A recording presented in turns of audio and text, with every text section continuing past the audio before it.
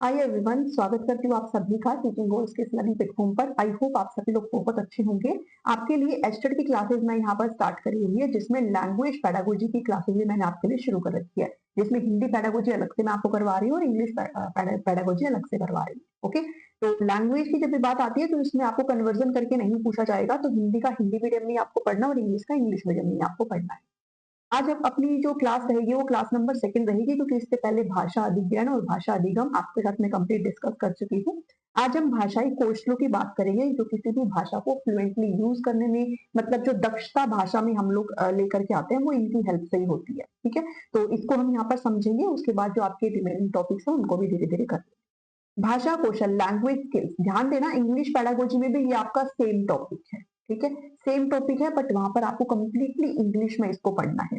तो जो English medium वाले स्टूडेंट हैं उनको हल्का सा यहाँ पर कन्वर्जन करके समझाने की कोशिश करूंगी, ताकि आपको समझ में आ जाए।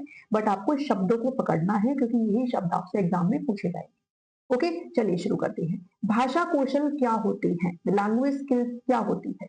देखिए, भाषा को समझने और प्रभावी ढंग से प्रयोग करने की योग्यता है ये क्षमता है कि आप लैंग्वेज को आप अच्छे से अंडरस्टैंड कर पाए और उसको फ्लुएंटली हम इस्तेमाल कर पाए, यूज में ला पाए। वो क्या है, आपकी किसकी हेल्प से होता है?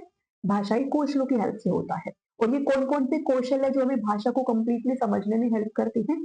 तो हम चार कौशलों की बात करते हैं। कितने कौशल है हमारे पास? चार कौशलों की बात करते हैं, जो कि हमें भाषा को समझने में बहुत इंपॉर्टेंट रोल यहाँ पर प्ले करते हैं। और आपसे एग्जाम में भी क्वेश्चन जो है वो भली भांति पूछे जाते हैं, जिसमें पहला कौशल है श्रवण कौशल, दूसरा है मौखिक अभिव्यक्ति कौशल, थर्ड वन इज पठन कौशल एंड फोर्थ वन इज लेखन कौशल। इसी सीरीज में आप इन कौशलों को यहाँ पर याद करेंगे। ये कौशल आपके ऊपर नीचे नहीं हो सकते हैं। आप इसको ऐसे याद कर सकते हैं, श्रवण मतलब जब आप कान से सुन करके समझते हो।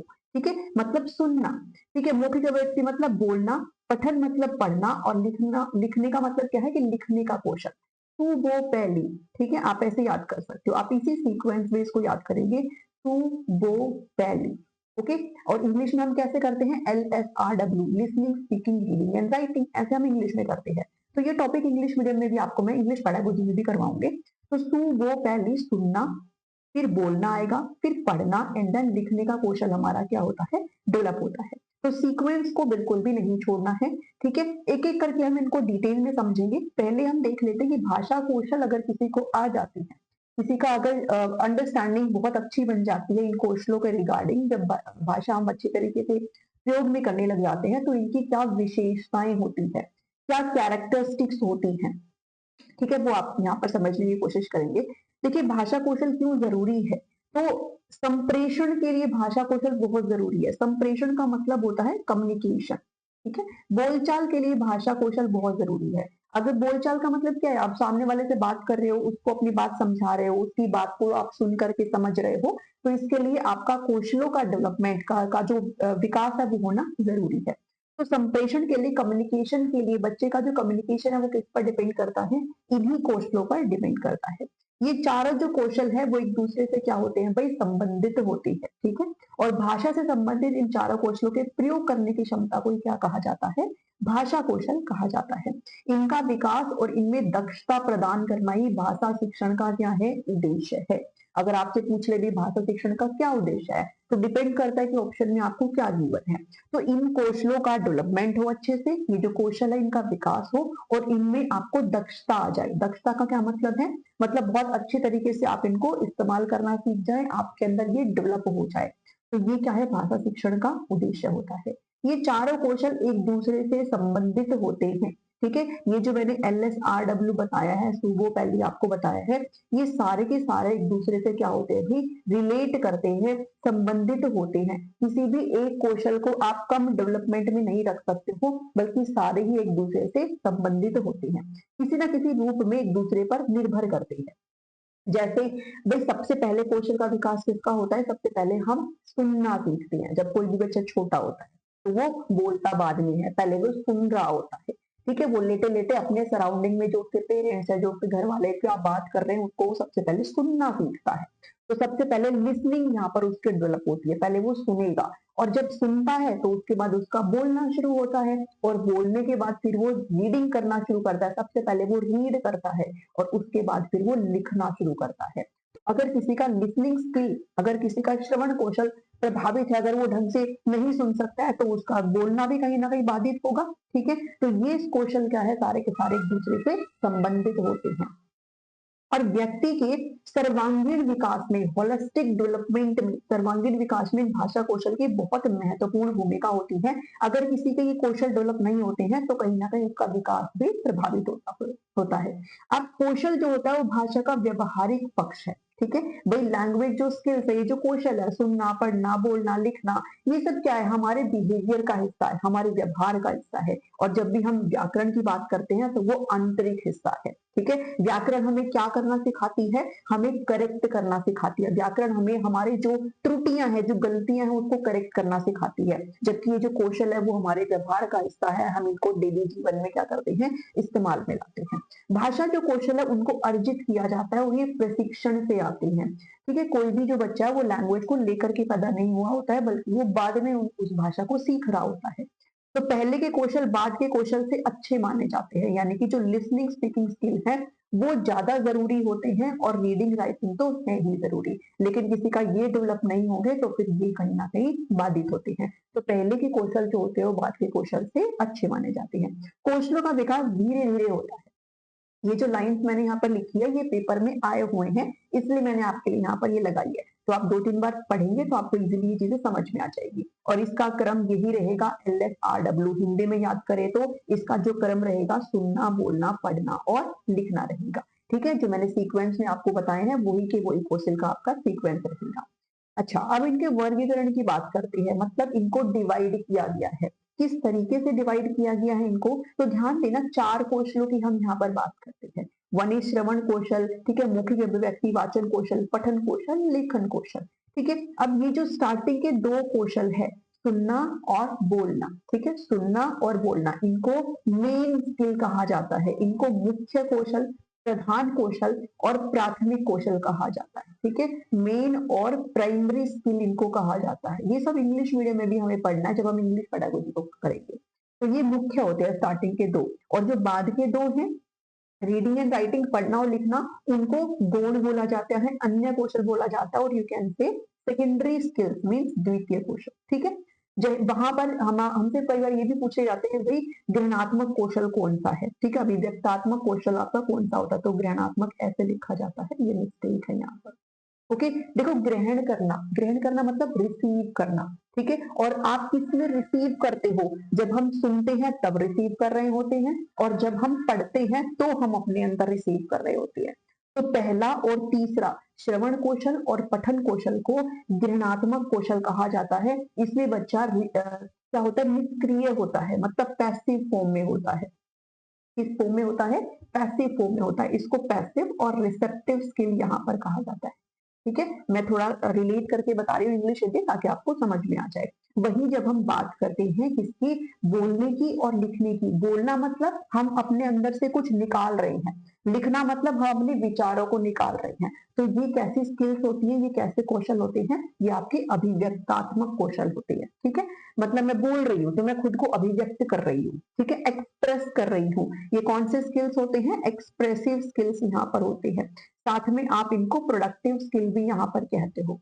ठीक है, प्रोडक्टिव स्किल हिंदी में बात करें तो उत्पादनात्मक कौशल। ठीक है, किसी भी तरीके से पूछे जाए तो आपको इमीडिएटली पता होना चाहिए। इसमें आप एक बात बताओ, जब हम अभिव्यक्ति करते हैं तब उस टाइम में क्या होते हैं, एक्टिव होते हैं। ठीक है, हम सक्रिय होते हैं उस टाइम में। तो कौन कौन से कौशल होते हैं, जो ग्रहणात्मक होते हैं, पहला और तीसरा। दूसरा और चौथा होता है एक्सप्रेसिव मीन्स अभिव्यक्तात्मक सक्रिय कौशल, और यू कैन से उत्पादनात्मक कौशल। क्योंकि जब हम बोलते हैं तो वो प्रोडक्टिव होता है, और जब हम कुछ लिख रहे होते हैं तो वो भी प्रोडक्टिव होता है। ठीक है, इतनी चीज समझ में आई, तो ध्यान देना इसको, ये भी आपसे क्वेश्चन में पूछा जा सकता है। वैसे क्वेश्चन 4-5 ही पूछे जाते हैं, बट हमें पढ़ना तो डिटेल में ही पड़ेगा इन सारी चीजों। आई थिंक आपको इतनी चीजें यहाँ पर समझ में आई होगी। नेक्स्ट अब एक एक करके इन सभी कौशलों को डिटेल में समझेंगे। ओके, पहला बात करते हैं श्रवण कौशल। ठीक है, श्रवण, आप सुनते कहाँ से हैं, हम अपने कान से सुनते हैं। तो कौन सी इंद्री हमें हमारे श्रवण कौशल में हेल्प करती है, हमारे कान हमें सुनने में हेल्प करते हैं, और ये सबसे पहला कौशल भी है, और ये हमारा मुख्य कौशल भी है, प्राइमरी स्किल भी है, पहले वाला। इसके अलावा अगर मैं एक्सप्रेसिव और उसमें रिसेप्टिव में बात करूं तो सुनना मतलब रिसीव करना है, ठीक है, तो ये रिसेप्टिव स्केल है जो कि पहला और तीसरे नंबर का था। किसी का वाचन सुनना, भाई कोई कुछ बोल रहा है उसको हम सुनते हैं और सुनकर अर्थ एवं भाव को समझने की क्रिया को श्रवण कौशल कहा जाता है। अगर किसी का श्रवण कौशल अच्छी तरीके से विकसित है, डेवलप है, इसका मतलब क्या है? इसका मतलब ये है कि सामने वाला अगर उसको कोई बात बोल रहा है तो वो उसके भावों को समझ रहा है, उसके अर्थ को समझ करके बहुत अच्छे तरीके से रिप्लाई कर सकता है। क्योंकि जब तक सुनेगा नहीं तब तक वो कहेगा कैसे? तो श्रवण कौशल का मतलब क्या है कि अर्थ और भाव के साथ समझना। सिर्फ सुनना नहीं, सुन करके अर्थ और भाव के साथ समझने को क्या कहा जाता है? श्रवण कौशल कहलाता है।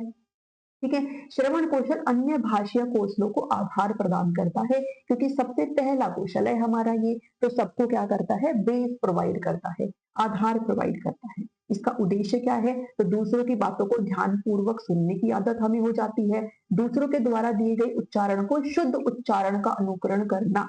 सामने वाला अगर ठीक तरीके से बोल रहा है तो आप अगर अच्छे से सुनेंगे तो आप बोलेंगे भी अच्छे से, ठीक है, तो लेकिन अगर आप गलत तरीके से सुनेंगे तो आप बोलेंगे भी गलत। तो उच्चारण भी कहीं ना कहीं हमारा शुद्ध हो जाता है, शुद्ध सामग्री का अर्थ समझने की योग्यता विकसित कर देता है आपके अंदर। इसके अलावा वक्ता के मनोभावों को समझने में निपुण बनाता है। वक्ता कौन है? जो बोल रहा है, जो आपको अपनी बात बोल रहा है वो कौन होते हैं? वक्ता होते हैं, ठीक है, बोलने वाले होते हैं। तो उनके भाव को भी यहाँ पर आप समझने में इजीली आप समझ सकते हो। इसके अलावा ध्वनियों का विभेदीकरण करने की क्षमता, ओके, मीन्स आपसे क्या बोला जा रहा है आप उसको इजीली क्या कर सकते हो? अंडरस्टैंड यहाँ पर कर सकते हो, वर्ड टू वर्ड आप इजीली उसको समझ सकते हो। इसके अलावा लिसनिंग में क्या होता है? शब्द भंडार की वृद्धि होती है। शब्द भंडार मतलब वोकैबुलरी, ठीक है, आप कह सकते हो वोकैबुलरी यहाँ पर इंक्रीज होती है, क्योंकि जितना आप सुनेंगे उतना ही आप नए नए शब्द यहाँ पर सुनेंगे, और जब आप नए नए शब्द सुनेंगे तो आपका शब्द भंडार विकसित होगा, आपकी वोकैबुलरी यहाँ पर डेवलप हो रही होगी। समाज व्यवहार जीवन संबंधित महत्वपूर्ण जानकारी प्रदान करना, दीज आर द ऑब्जेक्टिव, ठीक है, आप कह सकते हो ये क्या है? उद्देश्य है। अब आपसे पूछी जाती है श्रवण कौशल को विकसित करने की शिक्षण विधियां कौन कौन सी है? किन किन मेथड से आप अपने लिसनिंग स्किल्स को डेवलप कर सकते हो? किन किन विधियों से आप अपना जो श्रवण कौशल है उसको विकसित कर सकते हो? तो पहला आता है सहस्वर पाठ, ओरल रीडिंग जिसको कहा जाता है। सहस्वर पाठ का मतलब क्या होता है? जब कोई व्यक्ति जोर से पाठ पढ़ता है, मतलब जब मन मन में नहीं पढ़ता बल्कि आपको साउंड सुनाई देती है, ठीक है, तो जब हम जोर जोर से पढ़ते हैं तो जोर जोर से पढ़ने का मतलब क्या है कि अगर आप उसको सुनेंगे तो भी आप क्लियरली उसको समझेंगे, ठीक है, आप शुद्ध फॉर्म में उसको समझेंगे, उच्चारण ठीक होगा और आप जो है अर्थ को इजीली समझ पाएंगे। इससे एकाग्रता बढ़ती है, मतलब कंसंट्रेशन भी बढ़ता है। तो सहस्वर पाठ इसका एक एग्जाम्पल है। दूसरा है क्वेश्चन आंसर मेथड, मीन्स प्रश्नोत्तर विधि, ठीक है, इसमें क्या है? प्रश्न पूछकर और उत्तर देकर सुनाने वाले की समझ को परखा जाता है और सोचने की क्षमता यहाँ पर विकसित हो रही होती है। अगर आपसे कोई क्वेश्चन आंसर करता है तो अगर क्वेश्चन करता आप उसका आंसर करोगे तो इससे भी आपकी जो लिसनिंग स्किल्स है वो क्या हो रही होती है? इंप्रूव हो रही होती है। इसके अलावा डिबेट है। डिबेट में आपको पता है, आपको कोई एक टॉपिक दे दिया जाता है, दो साइड में दो पक्ष यहाँ पर बैठे रहते हैं, वो अपना मुद्दा रखते हैं, वो अपना मुद्दा रखते हैं यहाँ पर। इससे भी क्या है? आपको आपकी जो क्रिटिकल थिंकिंग है, जो आलोचनात्मक सोच है वो तो बढ़ती ही बढ़ती है, साथ में सुनने की शक्ति भी यहाँ पर बढ़ती है, ठीक है। क्रिटिकल थिंकिंग मतलब अगर कोई एक पक्ष एक मुद्दा रखता है तो दूसरे वाला उसको अपोज करके अपनी बात रखता है यहाँ पर, इसको ही तो डिबेट बोला जाता है। तो इससे बच्चे की ना सिर्फ सुनने की शक्ति बढ़ती है बल्कि क्रिटिकल थिंकिंग भी डेवलप हो रही होती है। तो ये भी एक मेथड है यहाँ पर। इसके अलावा भाषण, ठीक है, स्पीच देना, लेक्चर देना, किसी भी टॉपिक पर विस्तार से बोलना, फिर स्टूडेंट्स क्या करते हैं? उसको ध्यान पूर्वक सुनते हैं, समझते हैं, इससे भी क्या हो रही होती है? बच्चे की लिसनिंग स्किल्स यहाँ पर डेवलप हो रही होती है। इसके अलावा नाटक मंचन है, व्याख्या प्रणाली है, एक्सप्लेनेशन मेथड है। नाटक मंचन में आपको पता है क्या होता है? रोल प्ले करना, ठीक है, इसमें बच्चे कहीं ना कहीं अपना इमोशनली जो कनेक्ट करते हैं चीजों से, साथ के साथ उनकी कंसंट्रेशन यहाँ पर बढ़ती है और लिसनिंग स्किल्स यहाँ पर इंप्रूव होती है, ठीक है। एक्सप्लेनेशन मेथड में क्या होता है भाई कि शिक्षक क्या करता है? कहानियां कविता को उचित उच्चारण, आरोह अवरोह के साथ समझाते हैं, ठीक है, मतलब कहाँ पर रुकना है, कहाँ पर आपके जो साउंड है उसमें गति में जो है स्पीड कम होनी चाहिए, कहाँ पर ज्यादा होनी चाहिए, ये सब बच्चे अच्छे तरीके से समझना सीखते हैं इससे, एक्सप्लेनेशन मेथड से। ओके, तो ये कुछ मेथड्स हैं। इसके अलावा श्रुत लेख है। श्रुत लेख पता है आपको क्या होता है भाई, सामने वाला बोलता रहता है, डिक्टेशन जिसको बोलते हैं, सामने वाला बोलता रहता है, यू हैव टू राइट उसके अकॉर्डिंग। ठीक है, जैसे बड़ी क्लासेस में करते हैं ना कि टीचर आपको बोर्ड पे नहीं लिखते, उसके बाद फिर टीचर बोलते हो और आप साथ साथ चीजों को लिख रहे होते हो, तो इससे भी क्या है आपकी लिसनिंग स्किल्स यहाँ पर डेवलप हो रही होती है। इसके अलावा संगीत सुनना है, इस तरीके से भी आपकी सारी जो है लैंग्वेज स्किल्स यहाँ पर डेवलप हो रही होती है। कौन कौन सी सहायक सामग्री है जिससे आपका श्रवण कौशल और ज्यादा अच्छा से विकसित हो सकता है। ठीक है, अगर सहायक सामग्री की बात करें तो टेप रिकॉर्डर है, आपको पता है इसमें ऑडियो प्ले होती है और आप उसको सुनते हैं। रेडियो है, चलचित्र है, ग्रामोफोन है, वीडियो है, कंप्यूटर है, ये सभी क्या है सहायक सामग्रियां हैं जो आपकी लिसनिंग स्किल्स को इम्प्रूव कर रही होती है। ठीक है, नेक्स्ट क्वेश्चन की बात करते हैं तो आपका आ जाएगा मौखिक अभिव्यक्ति कौशल मीन स्पीकिंग स्किल, आपका बोलना। ठीक है, ये भी आपका क्या है एक तरीके से मेन स्किल है, मुख्य स्किल है, पहले दो। ठीक है, इसके अलावा मैंने आपको क्या कहा था, बोलना मतलब एक्सप्रेस करना, तो ये आपका अभिव्यक्तात्मक कौशल है।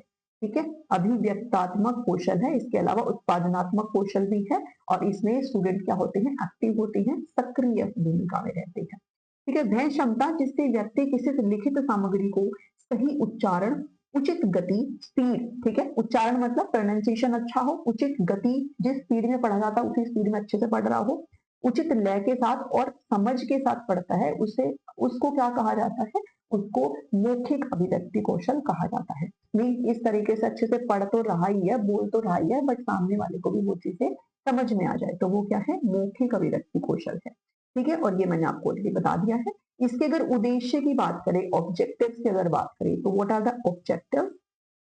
तो देखिए ये जब मौखिक अभिव्यक्ति जो कौशल है जब बच्चे का डेवलप हो रहा होता है तो उसमें क्या क्या चीजें आ जाती है, तो शुद्ध उच्चारण करना। ठीक है, शुद्ध उच्चारण और स्वर ज्ञान बच्चे को यहाँ पर आ जाता है, मीन प्रोनाउंसिएशन बच्चे को आ जाती है यहाँ पर। और इंटोनेशन, इंटोनेशन मतलब कहाँ उतार चढ़ाव के साथ बोलना है, वो चीजें बच्चे को पता चल जाती है। इसके अलावा बच्चे को अर्थबोध, समझ, ठीक है, कॉम्प्रिहेंशन, समझ यहाँ पर हो जाती है, बच्चा अच्छी तरीके से समझ पाता है, पढ़ी हुई सामग्री के अर्थ और भाव को समझ आता है अच्छे से, और उसे दूसरों को समझा पाने की क्षमता विकसित हो जाती है। ना सिर्फ खुद से पढ़ करके समझ पा रहा है बल्कि दूसरों को भी समझा पा रहा है, उसका एक्चुअल मीनिंग क्या है उसको समझा पा रहा है। इसके अलावा प्रभाव और गति, स्पीड और फ्लुएंसी बच्चे के अंदर आ जाती है यहाँ पर। ठीक है, बिना रुके सही गति और लय के साथ पढ़ने की क्षमता बच्चे में यहाँ पर विकसित हो जाती है। भावनात्मक अभिव्यक्ति, इमोशनली बच्चा एक्सप्रेस कर सकता है। पाठ के भावों के अनुसार स्वर में लोच लाना और उसे प्रभावोत्पादक ढंग से प्रस्तुत करना, मतलब जो इमोशनली अटैचमेंट उस पाठ में है उस तरीके से बच्चा उसको लेना शुरू कर देता है। ठीक है, उसको समझना यहाँ पर शुरू कर देता है। इसके अलावा अगर बच्चा अच्छे से पढ़ पा रहा है तो उसके आत्मविश्वास में वृद्धि होती है, उसमें कॉन्फिडेंस यहाँ पर आता है। ठीक है, आपकी अगर अच्छी तैयारी होती है तो आपके अंदर कॉन्फिडेंस आता है किसी भी एग्जाम को देने का। इसके अलावा सेल्फ हैबिट यहाँ पर डेवलप हो रही होती है, स्वाध्याय की आदत यहाँ पर डेवलप हो रही होती है, क्योंकि जब आपका बोलना अच्छे हो जाएगा तो आप खुद से क्या कर पाते हो, आप खुद से अच्छे से पढ़ पाते हो, बोल पाते हो चीजों को। श्रोता को मुग्ध करना, इंगेजिंग द ऑडियंस, अगर आप बोल अच्छा लेते हो तो आप अपनी ऑडियंस को भी इंगेज करके रख सकते हो, है ना। आपको पता है ये सारी चीजें कि जो भी बोलने वाले होते हैं, जैसे जो भाषण देने वाले होते हैं, पता है उनको किस तरीके से बोलना है अपनी ऑडियंस के सामने, किस तरीके की हमारी ऑडियंस और हमें क्या बोलना है जिससे ये हमारे साथ अटैच रहे। ठीक है, तो मुग्ध करना यहाँ पर आ जाता है। इसके अलावा नॉलेज एक्सपेंशन, ज्ञान विस्तार यहाँ पर होता है, अपने अपने विचारों को रखा जाता है। भाषा पर प्रभुत्व आ जाता है भाई, अगर आपकी मौखिक अभिव्यक्ति अच्छी हो गई है तो आपकी लैंग्वेज के ऊपर क्या आ जाती है, मास्टरी आ जाती है। ठीक है, शुद्ध और भाषा पर नियंत्रण स्थापित करना, जिससे व्यक्ति किसी भी भाषा पर क्या अधिकार यहाँ पर जमा सकता है। तो ये कुछ ऑब्जेक्टिव्स है। अगर आपसे पूछा जाए कि शिक्षण विधियां क्या है मौखिक अभिव्यक्ति कौशल की, तो कौन कौन सा है भाई, तो ध्यान देना, एक है स्वर वाचन। ठीक है, इसमें हम दो प्रकार से चीजों को करते हैं जब भी हम मौखिक अभिव्यक्ति की बात करते हैं। वन इज सहस्वर, ठीक है, and second one is, second one क्या होता है, मौन। ठीक है, मौन, वैसे ही आगे भी आएगा। ठीक है, सहस्वर में क्या होता है भाई, लाउड रीडिंग जब हम करते हैं। ठीक है, अभी आगे आया भी था, मैंने इसको अभी भी जस्ट डिस्कस भी किया था कि जब आप जोर जोर से पढ़ते हो, मीन्स आपके मुंह से आवाज निकलती है और सामने वाला उस चीज को सुन सकता है, तो उससे। और मौन होता है जब आप मन मन में पढ़ते हो। ठीक है, आवाज नहीं आती है, क्या करते हो, मन मन में पढ़ते हो। तो सहस्वर वाचन से आपका जो मुख्य अभिव्यक्ति कौशल है वो डेवलप हो सकता है जब आप जोर जोर से यहाँ पर पढ़ते हो, उससे आपकी ना सिर्फ झिझक दूर होती है बल्कि उच्चारण में भी आपको अच्छे से पता चल जाता है, आपको प्रवाह के बारे में अच्छे से पता चल जाता है। नेक्स्ट है प्रश्नोत्तर विधि, क्वेश्चन आंसर्स मेथड है। इससे भी क्या होता है भाई, इससे आपकी ना सिर्फ लिसनिंग स्किल्स यहाँ पर डेवलप हो रही होती है, पर जबकि क्वेश्चन आंसर जब होते हैं तो आप बोलते हो वर्बली, और जब बोलते हो तो आपका मौखिक अभिव्यक्ति कौशल क्या होगा, यहाँ पर डेवलप होगा। ठीक है, बच्चा यहाँ पर सोचने और तुरंत जवाब देने की क्षमता बच्चे के अंदर डेवलप होती है। फिर सेम है वाद विवाद, जो हमने उसमें भी पढ़ा था कि हम यहाँ पर क्या होता है, टॉपिक ले लिया जाता है, दो पक्ष होते हैं आपस में बोलते हैं, तो लिसनिंग स्किल भी डेवलप हो रही होती है। जब एक पक्ष बोलता है तो दूसरा सुन रहा होता है, जब दूसरा बोलेगा तो पहला सुन रहा होता है, और साथ में उनका अभिव्यक्ति कौशल भी यहाँ पर डेवलप हो रहा होता है। इसके अलावा स्टोरी टेलिंग है, इसमें भी क्या है भाई, बच्चे जो है किसी भी चित्र को देख करके आप कुछ भी उनको दिखाएंगे तो उसके अकॉर्डिंग क्या करते हैं, बच्चा बोलना सीखते हैं। ठीक है, उनका थॉट पैटर्न हमें यहाँ पर पता चल जाता है। इसके अलावा पिक्चर डिस्क्रिप्शन है, जैसे मैंने अभी कहा कि भाई चित्र देखकर बच्चे से अगर आप पूछेंगे तो बच्चे उस चीज को मतलब अपनी नॉलेज के अकॉर्डिंग जो उसको डिस्क्राइब करते हैं। नाटक, अभिनय, ड्रामा, एक्टिंग भी इसके अंदर आ जाएगा, वार्तालाप, कन्वर्सेशन आ जाएगा। इसके अलावा भाषण या फिर प्रवचन, स्पीच, लेक्चर, ये सब आ जाते हैं। तो इससे ना सिर्फ आपकी जो लिसनिंग स्किल्स है, जो श्रवण कौशल है वो डेवलप होता है, बल्कि इससे आपका मौखिक अभिव्यक्ति कौशल भी डेवलप हो रहा होता है। ठीक है, क्या क्या सावधानियां यहाँ पर बरतने की जरूरत है जब भी मौखिक अभिव्यक्ति कौशल की बात आती है। तो सबसे पहले तो पता है बच्चा भी अनुकरण करते हुए सीखता है, अनुकरण मतलब इमिटेशन करते हुए सीखता है। तो शिक्षक अगर स्वयं सही उच्चारण नहीं करेंगे तो बच्चा भी उस चीज को क्या समझेगा, गलत ही समझेगा, और गलत ही सुनेगा तो गलत ही बोलेगा। तो शिक्षक को चाहिए कि उसका जो है सही उच्चारण करे, हमेशा टीचर हमेशा करेक्ट प्रोनाउंसिएशन करे। यदि कोई छात्र प्राकृतिक कारणों से शुद्ध उच्चारण नहीं हो पाता है तो उसके माता पिता को सूचित करे तथा उचित चिकित्सा कराए, मतलब पेरेंट्स को भी उसमें ध्यान देना चाहिए यहाँ पर। ठीक है, ऐसे कोई डॉक्टर के साथ ट्रीटमेंट नहीं करवाना है, बल्कि इसमें क्या बोला गया है कि अगर किसी बच्चे को परेशानी हो रही है तो उसमें पेरेंट्स का इन्वॉल्वमेंट को भी यहाँ पर बताया गया कि भाई पेरेंट्स भी इस चीज को ध्यान में रखे। बोलने में कठिनाई अनुभव करने वाले छात्रों को अधिक से अधिक बोलने का अवसर प्रदान करना चाहिए। हम ऐसे बोलते हैं ना कि बच्चों को अपॉर्चुनिटी प्रोवाइड करो, अगर किसी को स्टेज फियर है तो उसको बार बार स्टेज पर लाओ, उसको लाओ ताकि वो सीखे। तो जिन बच्चों में बोलने की कठिनाई है, जो अच्छे से नहीं बोल पाते, उनको आप बार बार अपॉर्चुनिटी दें, उनको आप बार बार बोलने के अवसर प्रदान करें, तभी वो बच्चा बोलना सीखेगा। ठीक है, बालकों में संकोच होता है, झिझक होता है, ये सब ना आए, इसको वेरीफाई किया जाए, भाई इसको देखा जाए कि किस तरीके से हम इसको दूर कर सकते हैं। बच्चा सही स्वर, लय, भावपूर्ण वाणी का प्रयोग यहाँ पर करे, इसको भी यहाँ पर देखा जाना चाहिए। तो ये कुछ प्रिकॉशंस हैं जो कि मौखिक अभिव्यक्ति कौशल में काम आना चाहिए। थर्ड जो क्वेश्चन है वो है आपका पठन कौशल, रीडिंग स्किल्स, थर्ड नंबर का क्वेश्चन है। और जब हम बात करते हैं प्राइमरी और सेकेंडरी की, यानी कि मुख्य और द्वितीय कौशल की, तो ये आपका गौण कौशल में आता है। ठीक है, गौण कौशल में आता है, अन्य कौशल में आता है, और ये कैन से द्वितीय कौशल में आता है। और रीडिंग करना का मतलब क्या है भाई, पढ़ने का मतलब क्या है, आप रिसीव कर रहे हो। ठीक है, आप एक्सप्रेस नहीं कर रहे हो, आप रिसीव कर रहे हो। तो ये क्या है, पैसिव स्किल है, इसमें बच्चा पैसिव होता है, और रिसेप्टिव स्किल है। ठीक है, ग्रहणात्मक कौशल है। चलिए, पठन का मतलब क्या है कि पठन कौशल से क्या तात्पर्य कि लिखित भाषा को सब पढ़ना। ठीक है भाई, आपके सामने कोई डॉक्यूमेंट है, कुछ भी है, कोई पैराग्राफ है, उसको आप रीड कर रहे हो। लेकिन जब पठन कौशल की बात आ जाती है तो इसका मतलब ये नहीं कि पढ़ के आपके कुछ समझ में ही नहीं आया। पठन कौशल तभी विकसित माना जाएगा जब आप पढ़ करके उसके अर्थ और भाव को अच्छे से समझ सकते हो। इसका मतलब है कि पठन कौशल आपका डेवलप हुआ है। ठीक है, तो लिखी हुई भाषा को उच्चारित करना और उसके भाव को ग्रहण करना, अंडरस्टैंडिंग आपको हो जाए, क्या उसका बेस है ये आपको पता चल जाए। ठीक है, तो भाषा शिक्षण में पठन कौशल पर सबसे अधिक ध्यान दिया जाता है। पठन ज्ञान प्राप्त करने का सबसे आसान और सरल तरीका है, क्योंकि पठन कौशल डेवलप नहीं होगा तो फिर राइटिंग कौशल भी आपका डेवलप नहीं होगा। ठीक है, तभी मैंने कहा था कि क्या है, सारे संबंधित है एक दूसरे से। पठन कौशल के क्या प्रकार होते हैं, तो पठन कौशल के दो प्रकार होते हैं। वन इज सैस्वर पठन, सेकंड वन इज मौन पठन। जो भी आगे आया था, ठीक है, उसमें भी आ जाते हैं कई बार इसके टाइप्स, तो इतना घबराना नहीं है, बात सही है। सैस्वर पठन क्या है, जब स्वर सहित पढ़ते हुए अर्थ ग्रहण कर रहे हैं हम, तो उसको सैस्वर मतलब जोर जोर से आप आवाज करते हुए पढ़ते हैं। ठीक है, और मौन पठन का क्या है, लिखित सामग्री को चुपचाप बिना आवाज निकाले मन मन में पढ़ना, उसको हम मौन पठन कहते हैं। सहस्वर पठन के क्या मेरिट्स हैं, क्या गुण है इसके, तो सहस्वर पठन करते समय शुद्धता और स्पष्टता का ध्यान रखना चाहिए हमें। ठीक है, पठन जो है वो भावानुकाल होना चाहिए, मतलब आप उसको एक्चुअल में उसका अर्थ यहाँ पर ग्रहण कर पाए, क्या भाव है उसका, क्या कहना चाहता है वो पैराग्राफ आपको, वो आप इजीली समझ सकते हो। ठीक है, विराम चिन्हों का ध्यान रखा जाना चाहिए है, और इसमें आत्मविश्वास होना चाहिए, जब आप पढ़ रहे हो तो आपके अंदर सेल्फ कॉन्फिडेंस यहाँ पर आए। इसको दो भागों में यहाँ पर बांटा गया है, सहस्वर पठन को भी। ठीक है, 2 भागों में बाँटा गया है। ये आपसे पूछा जाता है भाई इंग्लिश मीडियम मतलब पेडागोजी में भी इंग्लिश ये सब चीजें आएंगी आपकी, ठीक है, जिसमें व्यक्तिगत पठन है और एक है सामूहिक पठन, इंडिविजुअल रीडिंग, जिसमें रीड करने वाला सिर्फ एक बंदा होता है। लेकिन सामूहिक में जिसको समवेत पठन भी कहा जाता है, इसमें ग्रुप रीडिंग होती है, मतलब एक से ज्यादा लोग होते हैं। और ये इंडिविजुअल कौन करेगा, ये कौन करेगा भाई, आदर्श पाठ, जिसको शिक्षक के द्वारा करवाया जाएगा, ठीक है। तो व्यक्तिगत पठन भी 2 तरीके से होते हैं, वन इज आदर्शवाद पाठ और सेकंड वन इज अनुकरण पाठ। अब आदर्श कौन होता है, टीचर होता है, तो आदर्श पाठ भी कौन करेगा, टीचर करेगा। अनुकरण कौन करते हैं, छात्र करते हैं, तो अनुकरण पाठ भी कौन करेंगे, छात्र करेंगे, ठीक है। सामूहिक पठन में अब पता है भाई एक से ज्यादा लोग होते हैं जो कि रीडिंग करने वाले होते हैं यहाँ पर, तो यहाँ पर इसको ग्रुप रीडिंग कहा जाता है। ओके, चलिए बात करें मौन पठन की। तो मैंने कहा था कि मौन पठन क्या होता है, मौन पठन होता है जिसमें आवाज नहीं आती, मन मन में आप पढ़ करके भाव को इजीली समझ जाते हो। इसके क्या महत्व होते हैं, तो इसमें थकान कम होती है। जहां आप सहस्वर पठन में जोर जोर से चिल्ला चिल्ला करके पढ़ रहे हो तो आपकी एनर्जी ज्यादा वेस्ट हो रही होती है, जबकि मौन पठन में आप इजीली चुपचाप पढ़ रहे हो, ठीक है, आप चुपचाप आराम से पढ़ रहे हो, तो आप ज्यादा भाव को भी ग्रहण कर सकते हो। आप डीपली ज्यादा अच्छे से तभी पढ़ सकते हो जब आप मौन पठन यहाँ पर करते हो। तो थकान कम होती है और मन, नेत्र एवं मस्तिष्क से आप एक्टिव रहते हो, सक्रिय रहते हो। मौन पठन में पाठक एकाग्रता बनाए रखता है, ठीक है, मतलब कंसंट्रेशन उसकी अच्छे से हो रही होती है, आपको पता है इन सारी चीजों का। जहां आप जोर जोर से भाई मौन पठन जो है 3rd 4th क्लास तक जो है बच्चा जो है करना शुरू कर देता है, 2nd to 3rd क्लास तक बच्चा जनरली करना शुरू कर देता है और ध्यान केंद्रित करके बच्चा इसमें पढ़ रहा होता है।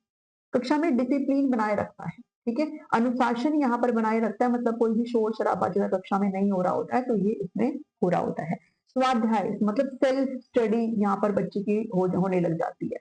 मौन पठन का क्या मतलब है, बच्चा सेल्फ से जो है वो स्टडी करना शुरू कर देता है और बच्चे का इंटरेस्ट आने लग जाता है इसमें, मौन पठन में। तो ये कुछ पॉइंट्स हैं जो कि आपको इजीली अच्छे से पता होने चाहिए।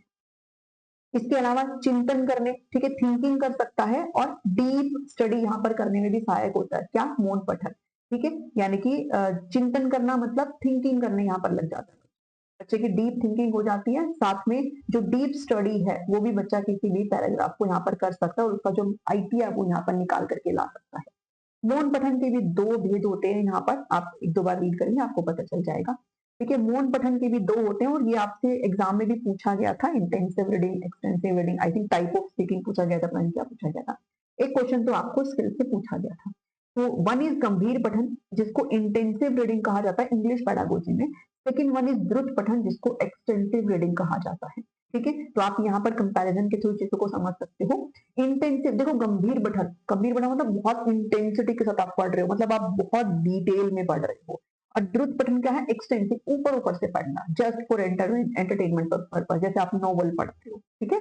तो इसमें आप क्या करते हो, बहुत धीरे धीरे पढ़ते हो लेकिन बहुत डिटेल में पढ़ते हो, गहरा पढ़ते हो, डीप जाते हो हर चीज के, ठीक है। आप इसमें एनालिसिस करते हो, पूरा विश्लेषण आप करते हो कि इस पूरे पैराग्राफ में है क्या, आखिर एक एक लाइन को आप अच्छे से समझते हो, जबकि इसमें आप फास्ट रीडिंग करते हो, ठीक है। ये जो पठन है वो फास्ट होता है, गति इसकी ज्यादा होती है और इसकी गति क्या होती है, कम होती है, जबकि इसमें आप ब्रॉड एरिया कवर करते हो, ठीक है। कोई भी नॉवल होती है पूरी पूरी बुक आप पढ़ जाते हो एक एक 2-2 घंटे में, तो इसका ब्रॉड एरिया होता है, इसका जो एरिया होता है वो ब्रॉड नहीं होता। ये आप एंटरटेनमेंट पर्पज के लिए करते हो, मनोरंजन पर्पज के लिए करते हो, ठीक है।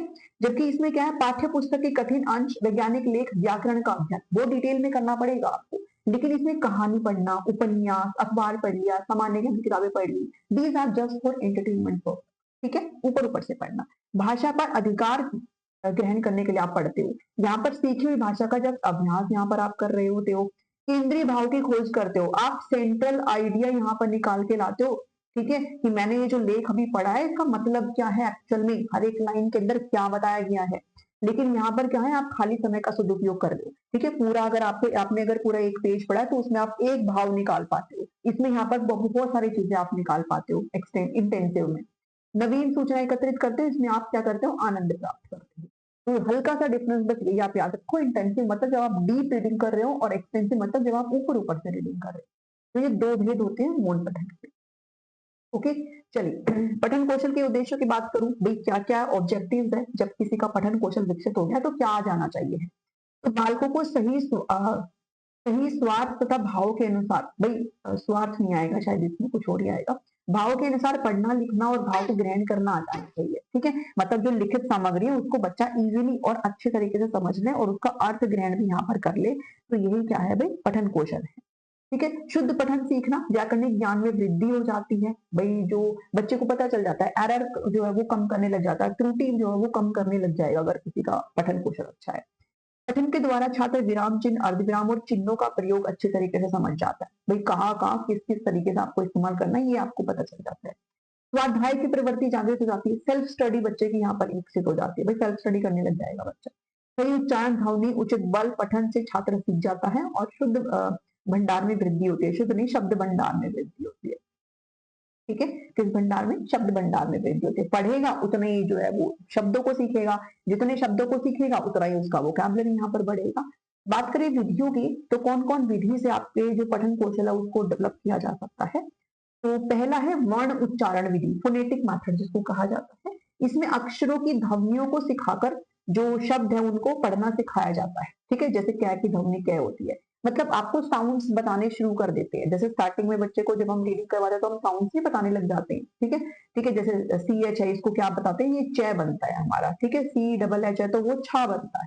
तो इस तरीके से बच्चों को पढ़ने के लिए हम स्टार्टिंग में बताने लग जाते हैं, तो वो वर्ण उच्चारण विधि है। उसके बाद अक्षर बोध विधि है, अल्फाबेटिकल मेथड है। अक्षरों के नाम सिखाकर यहाँ पर शब्द बनाना, भाई ये शब्द नहीं है, शब्द है ये, ठीक है। शब्द बनाना सिखाया जाता है, जैसे का मा ला, ऐसे जो लेटर्स है, जो अक्षर है उसको मिला करके फिर हम शब्द बनाना सिखाते हैं, दिस इज अक्षर बोध विधि। उसके बाद है ध्वनि साम्य विधि, साउंड एसोसिएशन मेथड। समान ध्वनि वाले शब्दों, समान ध्वनि वाले मतलब जो सेम सेम साउंड के शब्द होते हैं, जैसे कल फल जल, इनको एक साथ सिखाया जाता है, ठीक है। जिससे पहचान जो है आसान होती है, बच्चों को बताया जाता है भाई ये सेम साउंड के शब्द है। छोटे बच्चों को ये चीजें करवाने लग जाते हैं, ठीक है, फर्स्ट क्लास से ये चीजें शुरू कर देते हैं। इसकी बात है देखो और कहो विधि, लुक एंड से मेथड, ठीक है, लुक एंड से मेथड। अब बच्चों को जो है कुछ शब्दों को चित्रों या पूरे शब्दों के रूप में दिखाया जाता है, बच्चे फिर उनको पहचानना सीखते हैं, मतलब आपने क्या देखा फिर आप बच्चा क्या करता है उसको बोल करके बताता है। फिर है अनुकरण विधि, इमिटेशन मेथड। शिक्षक बोलेंगे बच्चा साथ साथ में इमिटेट करेगा, अनुकरण करेगा, ठीक है। फिर है सबरोच्चारण विधि, इसमें 12 कड़ी को आधार माना जाता है, जैसे 12 कड़ी होते हैं ना, क का की जो भी है वो, जिसमें सारे के सारे जो स्वर है वो ऐड किए जाते हैं, ठीक है। और इस विधि में अक्षरों एवं शब्दों वे शब्दों है उनके स्वर ध्वनि के अनुसार उनको पढ़ाया जाता है, तो ये सबरोच्चारण विधि है। बाद में आते हैं वाक्य विधि। वाक्य या वाक्यांशों में बालक बोलने लग जाता है, छोटे छोटे कंप्लीट वाक्य नहीं, शॉर्ट सेंटेंस जो कंप्लीट अपने आप में सेंटेंस ही होते हैं, ठीक है। पहले वाक्य में शब्द फिर वर्ण तथा इस प्रकार बच्चों क्रम में बच्चों को यहाँ पर पढ़ाना सिखाया जाता है। मतलब पहले सेंटेंस बच्चे को बता देंगे, फिर बाद में उसमें ये शब्द आए हैं, फिर उसके बाद लेटर्स वगैरह, ऐसे बच्चों को यहाँ पर चीजें जो है वो करवाई जाती है, ठीक है। चलिए, बार बार वाक्य पढ़ने से छात्र शब्दों से परिचित हो जाते हैं। इसके बाद वाक्य में प्रयुक्त शब्दों को अलग क्रम में बच्चों के सामने रखा जाता है, जैसे यहाँ मेरा घर है, यह घर मेरा है यह घर आदि, मतलब उनको बताया जाता है this is the correct thing, भी आपको ऐसे सारी चीजों को करना है। फिर एक कहानी विधि, बच्चों को यहाँ पर कहानी सुनाई जाती है और इससे बच्चों का क्या होता है भाई, लिसनिंग तो साथ के साथ अच्छा हो ही रहा होता है और इससे बच्चे की जो स्किल्स है वो भी सारी स्किल्स यहाँ पर डेवलप हो रही होती है। त्रुटियों की बात करें अगर पठन संबंधी क्या क्या त्रुटियां हो रही होती है, भाई क्या क्या गलतियां हो सकती है पठन संबंधी, पूछे जाते हैं आपसे एग्जाम में, तो बच्चा अटक अटक कर पढ़ेगा, ठीक है, उसको ढंग से पढ़ना नहीं आएगा, अटक अटक कर पढ़ेगा। अनुचित मुद्रा, पुस्तकों को आंखों के निकट या दूर रखना, ये कुछ ऐसे पॉइंट्स है जो आपको एग्जाम में बना करके पूछ लेते हैं, ठीक है। भाई ऑप्शन के अकॉर्डिंग बताइए कि कौन सा पठन कौशल को प्रभावित करेगा। अनुचित मुद्रा मतलब बच्चों के बैठने का पोस्चर भी होता है, भाई किस तरीके से बैठा है बच्चा, किताबें किस तरीके से उसने पकड़ी है, किताबें आंखों से कितनी दूर है, पास है, ये भी पढ़ने को काफी प्रभावित करता है। अशुद्ध उच्चारण, ठीक है, अनियमित गति, पता नहीं है क्या स्पीड है, किस स्पीड से पढ़ना है यहाँ पर, ठीक है। भाव के अनुसार आरोह अवरोह का अभाव है, बच्चे को यही नहीं पता कहाँ रुकना है, कहाँ चलना है, कहाँ पर स्पीड को बढ़ाना है, कहाँ पर इंटोनेशन का, ठीक है, लय जो है कहाँ कम करनी है, कहाँ ज्यादा करनी है, ये चीज बच्चे को अगर नहीं पता है तो ये पठन कौशल को प्रभावित करती है। कुछ त्रुटियां हैं जो करते हैं बच्चे, जिनको टीचर को ध्यान में रखना होता है। नेक्स्ट है फोर्थ कौशल, दैट इज लेखन कौशल, जिसको राइटिंग स्किल यहाँ पर हम लोग कहेंगे। भावों एवं विचारों की अभिव्यक्ति जब लिखित रूप में होती है, ठीक है? आपके माइंड में जो थॉट चल रहे हैं, जो विचार चल रहे हैं, जो भाव आपके माइंड में चल रहे हैं, जब आप उनको लिखित रूप में प्रेज़ेंट कर देते हो, तो उसे लेखन कौशल कहा जाता है। और लेखन कौशल भी तभी अच्छा डेवलप माना जाएगा जब आप बिना गलती से, बिना एरर के, बिना त्रुटि के अच्छे से आप लिख सकते हो और अगर कोई पढ़ रहा है तो वो उसका भाव समझ जाए। तभी वो लेखन कौशल का एक्चुअल में जो है वो डेवलप हुआ होता है। ठीक है? जैसे हम लेखन कौशल में हम क्या-क्या करते हैं? सुलेख हम करते हैं, सुंदर लेख को सुलेख कहते हैं। ठीक है? पता है हमें सुलेख क्या होता है, हम लोगों ने बहुत किया है। अनुलेख भी किसी की आदर्श लिखाई का हूबहू अनुकरण करना अनुलेख कहलाया जाता है। इसको अनुलिपि भी यहाँ पर बोला जाता है। ठीक है? जैसे टीचर स्टार्टिंग में जब बच्चे छोटे होते हैं ना, जब उनको क्वेश्चन आंसर कराए जाते हैं तो टीचर पूरा ब्लैक बोर्ड पर, व्हाइट बोर्ड पर, ग्रीन बोर्ड जो भी है वहां पर टीचर लिखते हैं और फिर बच्चे हूबहू टीचर की कॉपी कर रहे होते हैं। दिस इज अनुलेख। ठीक है? श्रुतलेख क्या है? श्रुतलेख क्या है भाई? सुन करके लिखना। ठीक है? जब बच्चे बड़े हो जाते हैं फिर टीचर ब्लैक बोर्ड पे नहीं लिखते, फिर वो बोल बोल के डिक्टेशन करके लिखवाते हैं, तो दिस इज श्रुतलेख। श्रुतलेख में भाई इतना महत्व नहीं होता जितना भाषा की शुद्धता का यहाँ पर बहुत मायने रखती है सारी चीजें, क्योंकि बच्चा अगर अच्छे से सही उच्चारण करना सीख रहा है, अगर वो उसका, और इससे ना श्रुतलेख से भाई लिसनिंग स्किल्स भी यहाँ पर बच्चे की डेवलप हो रही है, क्योंकि जब तक सुनेगा नहीं तब तक वो कैसे अच्छे से लिखेगा। ठीक है? लेखन, मैंने कहा था ना कि सारे के सारे कौशल जो है एक दूसरे से संबंधित होते हैं। अब देखो लिसनिंग है, लिसनिंग सही से नहीं करोगे तो श्रुतलेख कैसे होगा? फिर राइटिंग आपकी अफेक्ट होगी। ठीक है? आपका लेखन कौशल फिर यहाँ पर प्रभावित होगा। इसलिए सीरीज सेम रहेगी और सारे के सारे जो क्वेश्चन है वो एक दूसरे से संबंधित भी होते हैं, पूछे भी गए हैं क्वेश्चन में।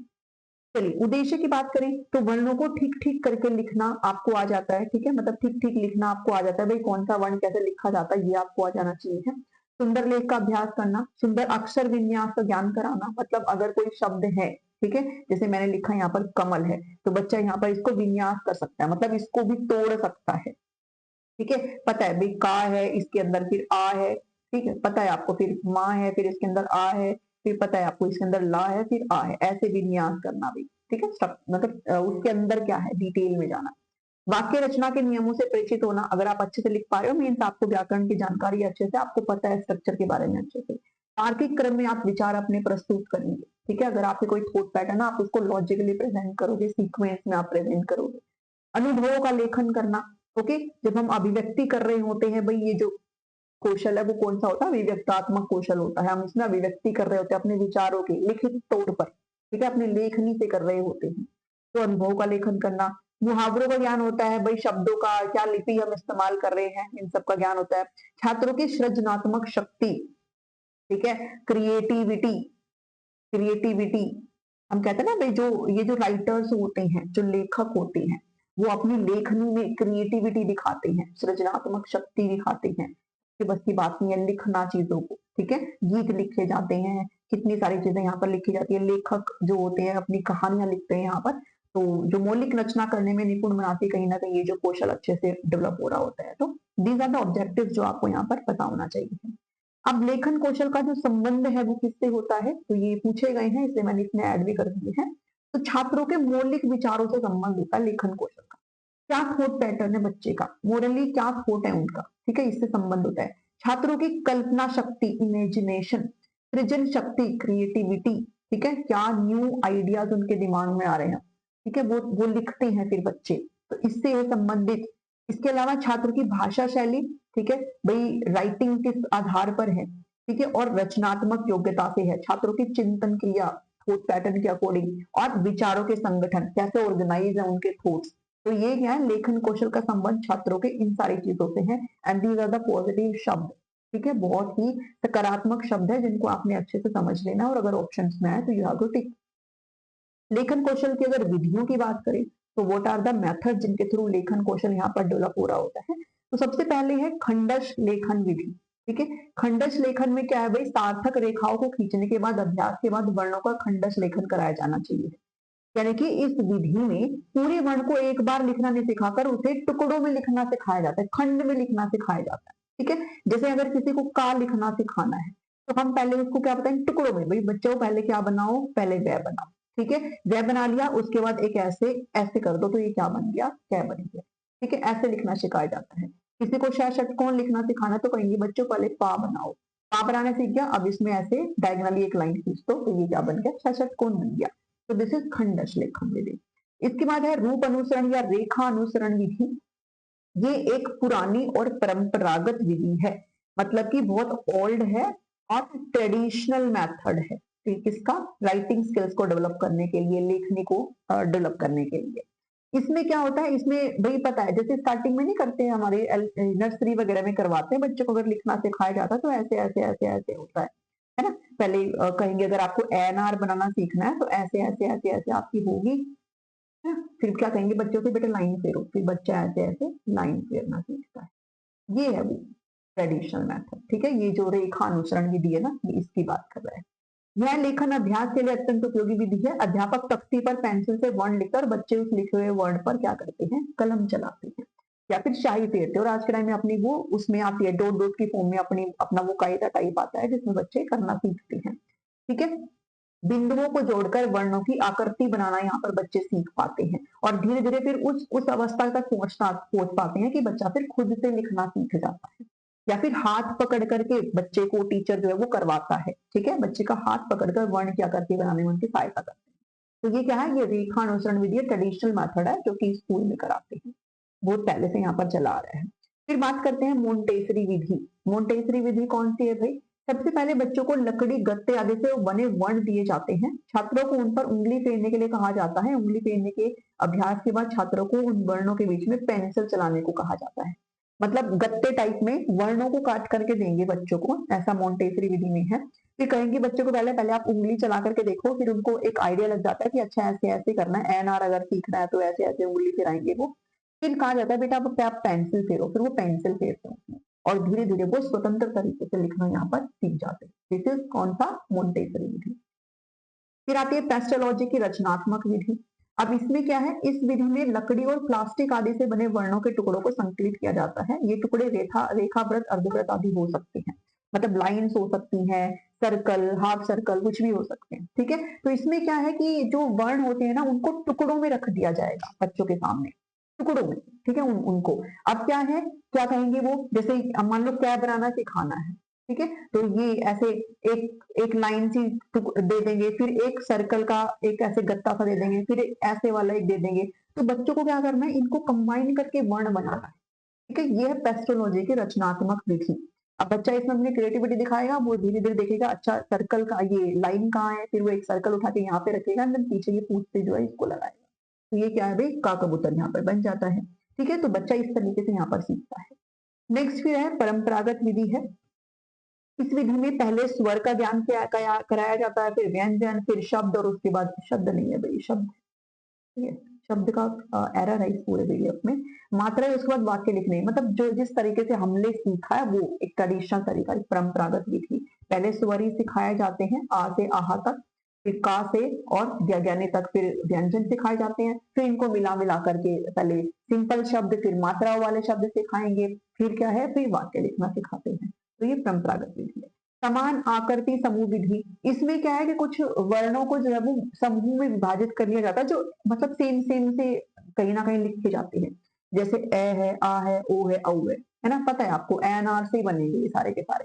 तो ऐसे बच्चों को जो है सिखाया जाता है ग्रुप्स में ऐसे लिखना, ठीक है, ताकि बच्चे को थोड़े प्रयास से ये पता चल जाए कि इनको हम कैसे लिख सकते हैं, और बच्चे को फिर अब ये हो जाता है कि हाँ उन्होंने तो बहुत कुछ सीख लिया है, ठीक है। जैसे वाह है, वाह के बीच में फिर वाह बन जाएगा, फिर ये का भी इससे बन जाता है। तो ऐसे ग्रुप्स में जो है सेम सेम जो शब्द, वर्ड वर्ड नहीं है, ये लेटर है, ठीक है, अक्षर है, उनको यहाँ पर सिखाया जाता है।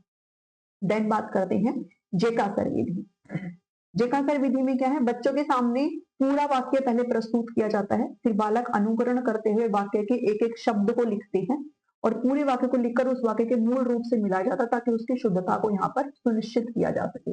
मतलब बच्चों के सामने क्या है भाई, पूरा वाक्य प्रेजेंट कर देंगे, फिर बच्चा एज इट इज उसको लिखेगा और फिर बाद में मैचिंग करवाई जाती है कि बच्चे ने क्या गलत किया और क्या सही किया, ठीक है। तो ये क्या है भाई, पूरा जेकासर विधि है यहाँ पर। अगर चरण की बात करें, लेखन प्रक्रिया, तो भाई ये बहुत इंपॉर्टेंट है, प्लीज इसको थोड़ा ध्यान देना, बहुत इंपॉर्टेंट है, पूछा जाता है आपसे। लेखन प्रक्रिया के 5 चरण होते हैं, ठीक है। अगर आपने कुछ भी लिखना है, सबसे पहले क्या करते हैं, हम पूर्व लेखन करते हैं, यानी कि प्री राइटिंग, और यू कैन से प्लानिंग करते हैं, लिखने से पहले का प्रोसेस है ये। अगर मुझे कुछ लिखना उसके पहले का प्रोसेस है, तो लिखने से पहले मैं थॉट पैटर्न लगाऊंगी ना अपना, अपना जो प्लानिंग है वो करूंगी, ठीक है। फिर मुझे टॉपिक सिलेक्शन करना है, जैसे योजना बनाऊंगी, प्लानिंग बनाऊंगी, क्या टॉपिक सिलेक्ट करना है उसका चयन मैं करूंगी, उसके बाद शोध विचार मंथन करूंगी, भाई जो है दिमाग से सोचूंगी बहुत सारी चीजें, ठीक है, रिसर्च करूंगी उस चीज के बारे में। तो ये सारा है पूर्व लेखन, लिखने से पहले की चीज है। फिर हम करेंगे ड्राफ्टिंग, जिसको प्रारूपण कहा जाता है, मतलब कच्चे तौर पर लिखना, तो उसमें कुछ एडिट होगा तो बाद में करेंगे, ठीक है। अब मैंने उसको ड्राफ्ट कर दिया, प्रारूपण उसका कर दिया, मतलब उसका पहला संस्करण है, आप कह सकते हो मसौदा बनाना, कच्चे फॉर्म में आप अपने उस लेखनी को लिखना। अगर टीचर ने कुछ देखा या फिर आपको कुछ उसमें मॉडिफिकेशन करना है, रिवाइजिंग संशोधन करना है, तो क्या करना है, फिर इसमें पाठ की सामग्री की समीक्षा करेंगे हम उसमें, ठीक है। मतलब इसमें हम ये देखेंगे कि हमने जो करा है उसमें क्या गलती है, क्या हम उसमें मॉडिफिकेशन कर सकते हैं, क्या संशोधन हमें उसमें करना है।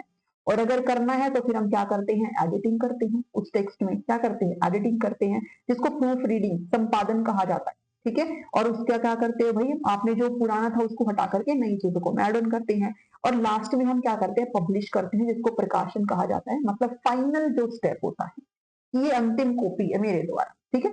तो ये क्या है, अंतिम उत्पादन होता है, अंतिम उत्पाद होता है। जैसे हम लोग रिसर्च वगैरह नहीं करते हैं, तो पहले हम टॉपिक देखते हैं, फिर हम जो है एक ड्राफ्ट टीचर के सामने रखते हैं, फिर टीचर कहेगा कि नहीं इसमें हल्का सा ये मॉडिफिकेशन करो, इसको ये चेंज करो, पहले लाइन को ये लिखो, जो भी है। फिर उसके बाद में हम उसको रिवाइज करते हैं, उसको हम एडिट करते हैं, एंड देन हम उसको क्या करते हैं, लास्ट में एक फाइनल कॉपी टीचर को हम प्रेजेंट करते हैं, ठीक है। तो ये क्या है भाई, चरण है लेखन प्रक्रिया के। तो इंग्लिश मीडियम में भी मैंने यहाँ पर लिख दिया और हिंदी मीडियम में भी लिख दिया, ये पढ़ना आपको इंग्लिश पेडागोजी में भी है।